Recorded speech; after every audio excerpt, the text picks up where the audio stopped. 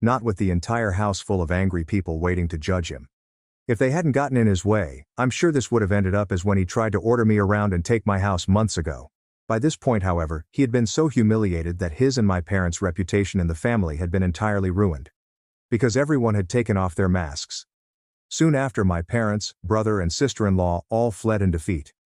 The celebration resumed, and we all avoided discussing what had just happened for the remainder of the evening. Because the majority of the grown-ups had been drinking, everyone spent the night at my place.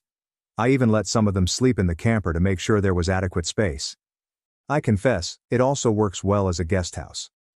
My relatives had also requested a tour of it previously, and they couldn't believe I'd been living there for around 2 years. I received a lot of inquiries about it, such as what the summer and winter were like.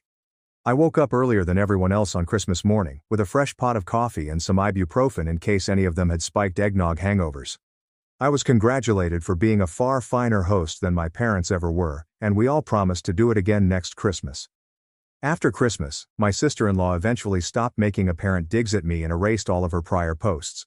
However, just after the new year, she posted a new post whining about how she tried to get my parents to buy a camper like I did so it could be put up in the backyard, and Jason and his family could use the entire house as their family home. Well, it's never fun to taste one's own medicine, and my parents strongly opposed the idea. I've heard that no one is going to force them out of their own home, let alone their main bedroom.